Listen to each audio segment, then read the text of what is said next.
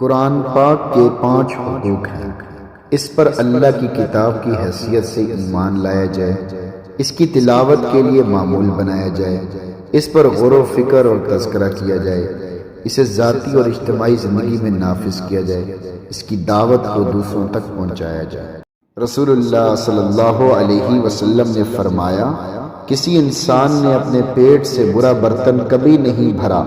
ابن آدم کے لیے چند نوالے کافی ہیں، جو اس کی کمر سیدھی رکھے، اور اگر زیادہ کھانا ضروری ہو تو پیٹ کا تیسرا حصہ کھانے کے لیے، تیسرا حصہ پینے کے لیے اور تیسرا حصہ سانس کے لیے مختص کر دے۔ حضرت سیدنا امام ابو شکور سالمی رحمۃ اللہ علیہ فرماتے ہیں، اعقل الطیور الحمام، یعنی پرندوں میں سب سے زیادہ عقل والا کبوتر ہے۔ حضرت سیدنا ابو ہریرہ رضی اللہ تعالیٰ عنہ فرماتے ہیں، قربانی میں ایک سفید دمبا 2 سیاہ دمبوں سے افضل ہے۔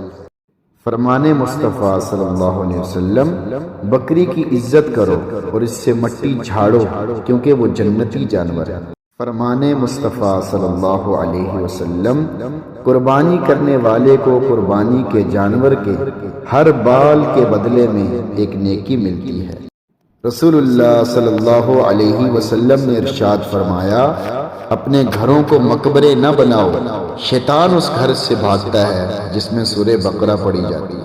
ابو طلحہ رضی اللہ تعالی عنہ نے نبی اکرم صلی اللہ علیہ وسلم سے سنا، آپ صلی اللہ علیہ وسلم نے فرمایا، فرشتے اس گھر میں داخل نہیں ہوتے جس میں کتے ہوں، اور اس میں بھی داخل نہیں ہوتے جس میں جاندار کی تصویر ہو۔ جس آدمی کو لعن طعن، گالم گلوچ یا کوئی تکلیف دی ہو تو اس کے حق میں کرنے والی دعا۔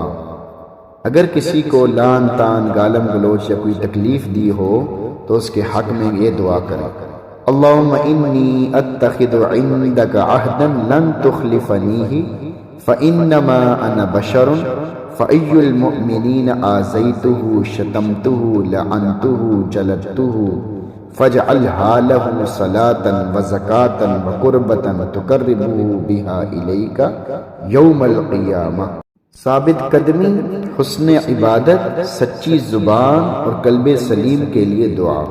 اللہم انی اسألک الثبات فی الامر واسألک عزیمت الرشد واسألک شکر نعمتک وحسن عبادتک واسألک لسانا صادقا وقلبا سلیما واعوذ بک من شر ما تعلم واسألک من خیر ما تعلم واستغفرک مما تعلم انک انت علام الغیوب۔